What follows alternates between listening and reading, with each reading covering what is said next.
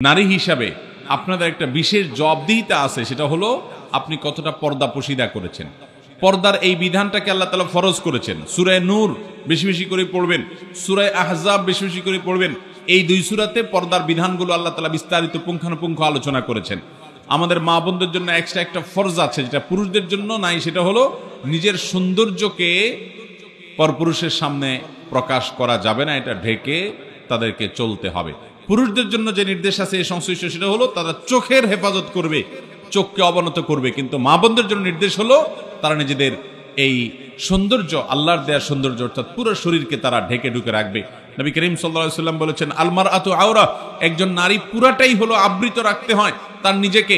যদি কোনো নারী বাসা থেকে বের হয়, ইস্তাশাফাহা শয়তান, শয়তান তার পিছে লাগে এবং তাকে দিয়ে বহু মানুষকে বিভ্রান্ত করে, ঈমান হরণ করে, তাকওয়া হরণ করে, চোখের গুনাহ করায়, মনের জেনা করায় এবং তাকে হারামের দিকে নিয়ে যায়। এজন্য মা বোনদের কর্তব্য হলো তার কারণে কোনো পরপুরুষ যেন ফিতনায় পতিত না হয়। এবং এই জন্য নবী করিম সাল্লাল্লাহু আলাইহি ওয়াসাল্লাম বলেছেন, কোন নারী যদি সুগন্ধি ব্যবহার করে এবং সুগন্ধি ব্যবহার করে যদি বের হয়, উদ্দেশ্যই হলো যে তার এই সুগন্ধি তিনি যখন রাস্তা চলাফেরা করবেন, আশেপাশে মানুষের নাকে যাবে, পুরুষদের দৃষ্টি আকৃষ্ট হবে, তারা তার দিকে আকৃষ্ট হবে, তাকে নিয়ে কল্পনা জল্পনা করবে। এরকম যদি কোনো নারী সুগন্ধি ব্যবহার করে বের হয়, তাহলে সে জান্নাত দূরের কথা, জান্নাতের ঘ্রাণ পর্যন্ত পাবে না। মোহতারাম বোনেরা আমার, এই জন্য আপনাদেরকে পর্দার বিধানটা খুব ভালো করে মেনে চলতে হবে। কোনো পুরুষের সাথে আপনার যদি কথা বলার দরকার হয়, আপনি 100 বার বলবেন, কিন্তু সেটা হলো প্রয়োজন মতো। অপ্রয়োজনীয় আলাপ করা যাবে না, বেহুদা আলাপ করা যাবে না। কেমন আছেন, কি খাইছেন, অপ্রয়োজনীয় কথা বলবেন না।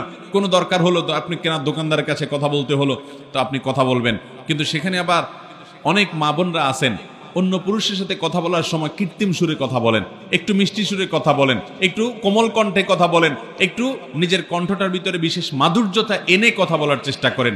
কোরআনে কারিমে আল্লাহ রাব্বুল আলামিন স্পষ্ট নিষেধ করেছেন যে তোমরা যখন পরপুরুষের সাথে কথা বলার দরকার হবে, কোনো প্রয়োজনে তোমরা কথা বলবে, ফালা তাখদা'না বিল কওল, তখন তোমরা কথাকে কোমল করে বলবে না, কথার ভিতরে কোমলতা সৃষ্টি করবে না, বরং স্বাভাবিকভাবে কথা বলবে। ওয়াকুলনা কাওলাম মারুফা, স্বাভাবিক কথা বলতে হবে।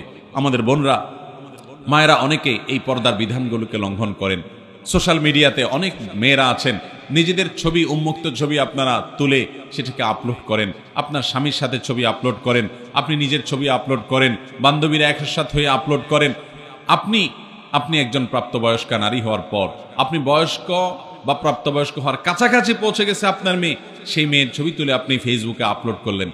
তাহলে সেক্ষেত্রে আপনাদের ছবি দেখে যত পুরুষ চোখের জেনায় লিপ্ত হবে, তারা সবাই তো তাদের অপরাধ করবেই। আপনারা যারা নিজেদের ছবি আপলোড করেছেন, আপনি শুধুমাত্র এই ছবি আপলোড করে যত মানুষ চোখের জেনা করছে, তাদের সবার সমপরিমাণ গুনাহের ভাগীদার আপনাকে হতে হবে। ঠিক একইভাবে দেখা যাবে এই ছবি আপনি আপলোড করার পর আপনার এখান থেকে কতজন কপি করে নিয়ে গেছে, কত বাজে বাজে জায়গায় ব্যবহার করেছে, কত পুরুষরা সেটা দেখছে, কতজন এটা দেখে আপনাকে নিয়ে মনে মনে জেনা করছে। এর সবগুলোর পাপের ভাগীদার কিন্তু আপনাকে হতে হবে। একজন নারী, মুসলিম নারী, তার সম্ভ্রম, তার ইজ্জত অনেক দামি। তিনি চিন্তা করবেন আমাকে নিয়ে কেউ বাজে চিন্তা করতে পারে, এমন কোন জায়গায় আমি নিজেকে উপস্থাপন করব না। আপনি যখন আপনার ছবিকে ফেসবুকে ছেড়ে দিবেন, টুইটারে ছেড়ে দিবেন, অনেক বোনরা আছেন যে আজকাল দেখা যায় টিকটকে নিজেদের ভিডিও ছেড়ে দেন, ফেসবুকে নিজেদের ভিডিও ছবি ছেড়ে দেন, নিজেদের ব্যক্তিগত পারিবারিক বিষয়াবলীগুলোকে ছেড়ে দেন। আপনার শরীর, আপনার শরীরের সৌন্দর্য, এটা আপনি যারা পরপুরুষ তাদের সামনে আপনি দেখার সুযোগ করে দিয়েছেন। এটা আপনার আত্মসম্মান বোধ পরিপন্থী যে আপনাকে নিয়ে বাজে জল্পনা করার সুযোগ আপনি করেছেন, এবং বাজে জল্পনা যে আপনাকে নিয়ে হবে এই ব্যাপারে কোনো সন্দেহ নাই। কারণ আল্লাহ তাআলা সৃষ্টি করেছেন এরকম যে নারীদের প্রতি পুরুষদেরকে আকৃষ্ট করেছেন। অতএব আকৃষ্ট হওয়ার প্রবণতা পুরুষদের মধ্যে আছে। এই জন্য পুরুষরা তাদের চোখকে হেফাজত করবে, আর মা বোন তাদের ইজ্জত এবং সম্ভ্রমকে রক্ষা করার জন্য তাদের ব্যক্তিত্ব এবং আত্মসম্মান বোধের জায়গা থেকে তারা পর্দার বিধান মেনে চলবেন। পর্দা করা ফরজ মেয়েদের জন্য। এই ফরজ বিধান না মানার কারণে অনেক বোনরা জাহান্নামে যাবে। নবী করিম সাল্লাল্লাহু আলাইহি ওয়াসাল্লাম নারীদের জন্য যে শর্ট সিলেবাস দিয়েছেন, 4টি কাজ করার মাধ্যমে নারীরা জান্নাতি হতে পারেন, তার ভিতরে একটি কাজ হলো যে ও হাফিজাত ফরজাহা, কোন নারী যদি তার সম্ভ্রমকে, ইজ্জতকে হেফাজত করেন। আজকাল অনেক বোনরা আছেন, এখানে আমাদের অনেক তরুণী মেয়েরা আছেন যারা ফেসবুকে ছেলেদেরকে ফ্রেন্ড লিস্টে ঢুকান। ফেসবুকে আপনাদের শত শত ছেলে বন্ধু আছে তথাকথিত, এটা শয়তানের সবচেয়ে বড় অস্ত্র। আপনি এই ছেলে বন্ধুদের সাথে তাদের ফেসবুকে, তাদের আইডিতে গিয়ে কমেন্ট করেন, তাদের আইডিতে তাদের পোস্টে আপনি লাইক করেন, তারা আপনার এখানে লাইক কমেন্ট করে, এবং দেখা যায় মাঝে মধ্যে একটু রসিকতা সুলভ কথা হয়। প্রথমে হয়তো দরকারি কথা হয়, এরপর আস্তে আস্তে রসিকতা সুলভ কথা হয়, এরপর আস্তে আস্তে মনের অজান্তে আপনি হয়তো জেনার দিকে চলে যাচ্ছেন। সরাসরি জেনায় হয়তো প্রথমে যাবেন না, জল্পনা কল্পনার জেনা শুরু হয়, এরপর আস্তে আস্তে মূল জেনার দিকে মানুষ চলে যায়। মূল জেনার দিকে যদি নাও যায়, শুধু জল্পনা কল্পনা করার কারণে আপনার আল্লাহর কাছে জেনার গুনাহ আপনার আমলনামায় লেখা হবে। অনেক বোনরা আছেন যারা এই কাজগুলো করেন, অনেক ভাইরা আছেন। এটা যেহেতু বোনদের মজলিস এবং মেয়েরা আমাদের কথা শুনছেন, সেজন্য আপনাদেরকে বলছি, আল্লাহরও আস্তে আল্লাহ আপনাকে একটা আত্মমর্যাদা দিয়েছে। আপনি মুসলিম নারী, আপনি সম্ভ্রান্ত, আপনি রাস্তার বেহায়া নারীর মতো নন। আপনি একজন সম্ভ্রান্ত, আপনার ইজ্জত এবং সম্মান আছে।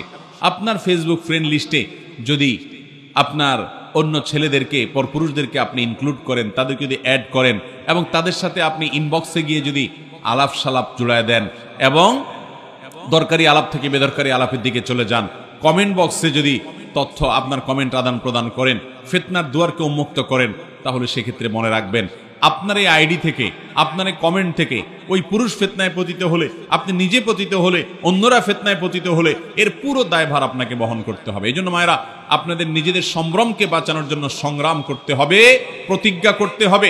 এবং মনে রাখবেন, এই যুগে আল্লাহর সবচেয়ে বড় নেককার বান্দি রাবেয়া বসরি যদি কেউ হতে চায়, ইমরাতে ইমরানের মতো, ইমরাতে ইমরানের মতো, অথবা ইমরানের মেয়ে মারিয়ামের মতো, অথবা ফিরাউনের স্ত্রী আসিয়ার মতো নেককার, আয়েশা রাদিয়াল্লাহু তাআলার মতো নেককার নারী যদি কেউ হতে চায়, তার জন্য সর্বপ্রথম এবং প্রধান পদক্ষেপ হলো, অন্যতম পদক্ষেপ হলো, ঈমান এবং সাধারণ নেকামলের পর তার ইজ্জতকে হেফাজত করতে হবে, পর্দা মানতে হবে।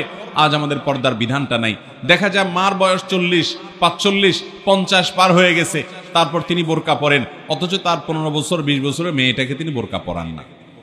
যে মেয়েকে বোরকা পরানো বেশি দরকার, সে যুবতী, তাকে দেখে মানুষের মনে জেনা এবং বাজে চিন্তা আসতে পারে, এই মেয়েকে নিয়ে বাজে কল্পনা করতে পারে। এই জায়গা থেকে তার সৌন্দর্যকে বেশি ঢেকে ঢুকে রাখা দরকার, পর্দার মধ্যে রাখা দরকার। সেটা না করে মা নিজে পর্দা করেন, মেয়েকে বেপর্দার সাথে স্কুলে পাঠান, কলেজে পাঠান, বাজারে পাঠান, বাহিরে যেতে দেন, অন্য ছেলেদের সাথে কথাবার্তা বলতে দেন, আড্ডা মারতে দেন, এবং গুনাহে লিপ্ত হওয়ার ক্ষেত্রে পথ সুগম করে দেন। এই ব্যাপারে আমাদেরকে আল্লাহর কাছে জবাবদিহি করতে হবে। অতএব মা বোনরা, আপনাদের জন্য আমার দ্বিতীয় নসিহা হলো, অবশ্যই পর্দা পশিদা রক্ষা করে চলবেন, নিজের ইজ্জত সম্ভ্রমকে হেফাজত করবেন, কোনো পরপুরুষের সাথে বেহুদা আলাপ সালাপে লিপ্ত হবেন না, এবং নিজেদের ফেসবুক যারা ব্যবহার করেন, প্রোফাইলগুলোকে যথাসম্ভব লক করে রাখবেন, যাতে করে আপনার পরিবারের পুরুষ একান্ত আপনার মাহরাম ছাড়া আর বাকি পুরুষরা যেন আপনার সাথে অ্যাড হতে, যুক্ত হতে না পারে। তৃতীয় যে নসিহত থাকবে তা হলো স্বামীর আনুগত্য করা। আজকাল আমাদের মা বোনদের জন্য এটা কঠিন হয়ে গেছে। অনেক মহিলারা আছেন, নামাজও পড়তে রাজি আছে, পর্দা করতেও রাজি আছে, কিন্তু স্বামীর কথা মানতে রাজি না। এবং শয়তান আমাদেরকে এই জায়গাতে, আমাদের মা বোনদের সবচাইতে বেশি ধোঁকা দিয়ে থাকে।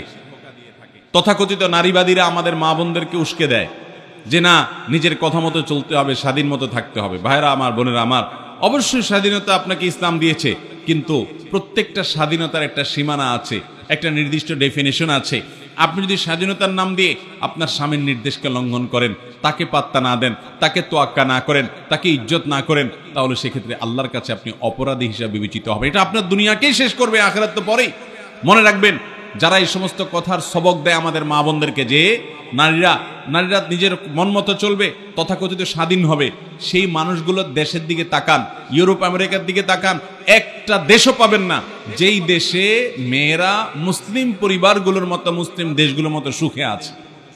তাদের জীবনে দেখা যায় যে পরিবার বলতে, পারিবারিক জীবন বলতে কোনো জিনিস পাওয়াটা সোনার হরিণ হয়ে যাচ্ছে দিন দিন। কারণ সেখানে ভোগটাই মুখ্য হচ্ছে, স্বামী স্ত্রীর মধ্যে কোনো বন্ডিং থাকছে না, কোনো সম্পর্ক থাকছে না। মুসলিম পরিবারে, মুসলিম দেশগুলোতেও নারীর প্রতি কম বেশি অবিচার হয়, কিন্তু এরপরও দেখা যায় মুসলমানদের সমাজে স্বামী স্ত্রীর মধ্যকার যে ভালোবাসা, যে হৃদ্যতা, যে সৌহার্দ্য, যে সম্প্রীতি, যে আন্তরিকতা, এটা অমুসলিমরা কল্পনাও করতে পারে না। আল্লাহর বিধানের মধ্যেই কল্যাণ। আপনার কাছে মনে হতে পারে আপনার স্বামী, তার কোনো কথা আপনার ভালো লাগে না, সে হয়তো আপনার চাইতে কম বুঝে, হয়তো সে অনেক ক্ষেত্রে হয়তো পিছিয়ে আছে, তারপরও সে যদি আল্লাহর আদেশের বাইরে আপনাকে কিছু না বলে, খারাপ কোনো নির্দেশ যদি না করে, তাহলে সেক্ষেত্রে আপনি তার কথা মানবেন। সংসারের বিষয়ে স্বামীর সাথে বেশি তর্ক করতে যাবেন না, এটা তার বিষয়। সে কিভাবে উপার্জন করবে, বিশেষ করে হালাল উপার্জনের ক্ষেত্রে সে কোন পথে যাবে না যাবে, কোন ব্যবসা করবে না করবে, কাকে কি দিবে না দিবে, এসব বিষয়ে খুব বেশি মাথা ঘামাতে যাবেন না। আমাদের অনেক বোনরা আছেন এগুলো নিয়ে অনেক বেশি মাথা ঘামিয়ে সংসারে অশান্তি সৃষ্টি করেন, স্বামীর অবাধ্য হয়ে যান। মনে রাখবেন, মুসলিম নারীর জন্য আল্লাহর তরফ থেকে অনেক বড় একটা পরীক্ষার বিষয় হলো যে আপনার স্বামীকে আপনি কতটা মানতে পারলেন। আমি বহু নারীর কথা জানি যারা তাহাজ্জুদের নামাজও পড়ে, যারা নফল নামাজ রোজাও রাখে, যারা আইয়ামে বীজের রোজা রাখে, যারা সোম বৃহস্পতিবার নফল রোজা রাখে, যারা নিয়মিত কোরআন তেলাওয়াত করে, নিয়মিত তাসবিহ তাহলিল করে, জিকির আজকার করে, সবই ঠিক আছে, কিন্তু স্বামীর সাথে সারাদিন বাদাবাদি, স্বামীর সাথে সারাদিন তর্ক করবে, স্বামীকে মেনে চলবে না। কোন এক সালাফ এর স্ত্রী বলেছিলেন, আমরা আমাদের স্বামীদেরকে আগের যুগের মানুষ রাজাদেরকে যেরকম সম্মান করতো ওই রকম সম্মান করতাম। অতএব আমার মা বোনরা, আপনাদের জন্য এটা আল্লাহ তাআলার তরফ থেকে একটা অ্যাসিড টেস্ট, একটা অগ্নি পরীক্ষা। আপনারা অবশ্যই আপনাদের স্বামীদেরকে মেনে চলবেন। স্বামীদের অবশ্য কর্তব্য স্ত্রীর সাথে সর্বোচ্চ সুন্দর আচরণ করবে, কারণ নবীজি সাল্লাল্লাহু আলাইহি সাল্লাম বলেছেন, তোমাদের মধ্যে স্ত্রীদের কাছে যে যত বেশি ভালো সে আসলেই ভালো এবং আল্লাহর কাছে ভালো। এজন্য স্ত্রীর সাথে সুন্দর আচরণ করে ভালো থাকার চেষ্টা করবে পুরুষরা, কিন্তু নারীরা তাদের স্বামীদের সামনে নিজেকে অনুগত হিসাবে, এবং স্বামীদের একান্ত অনুগত মানুষ হিসাবে উপস্থাপন করবেন। কারণ নবী করিম সাল্লাল্লাহু আলাইহি ওয়াসাল্লাম ওই যে শর্ট সিলেবাসে নারীদের 4 কাজে জান্নাতের কথা বলেছেন, অফার করেছেন, এর ভিতরে একটা হলো আতাআত যাওজাহা, যে নারী তার স্বামীর কথা শুনে স্বামীর সাথে কুতর্ক করে না, ঝগড়াঝাটি করে না, বেয়াদবি করে না এবং তেড়ামি করে না, বরং যথাসম্ভব স্বামীকে ইজ্জত করে, সম্ভ্রম করে। আপনি আপনার কোন রাজাকে যেরকম সম্মান করেন, তার কথাকে যেরকম শ্রদ্ধা করেন, স্বামীর সাথে সেই আচরণটা থাকতে হবে। এই একটি জায়গাতে ত্রুটির কারণে, এই একটি জায়গায় গাফিলতির কারণে, বিচ্ছুরিতার কারণে শত শত হাজার হাজার পর্দানুসীন, কোরআন তেলাওয়াতকারী, জিকির আজকারকারী, ইবাদত গুজার নারীরা ধরা খেয়ে যাবে এবং আল্লাহর পাকড়ার মধ্যে যাবে। আমি আজকের এই নারী সম্মেলনে আমাদের মা বোনদেরকে উদাত্ত আহ্বান করব, আসুন এই চ্যালেঞ্জটা গ্রহণ করি যে আমরা আমাদের স্বামীদেরকে সর্বোচ্চ শ্রদ্ধা করব এবং মেনে চলবো। এটি আজ আমাদের মা বোনদের থেকে প্রায় হারিয়ে গেছে। আল্লাহ তাআলা আমাদেরকে আমলের তৌফিক দান করুন।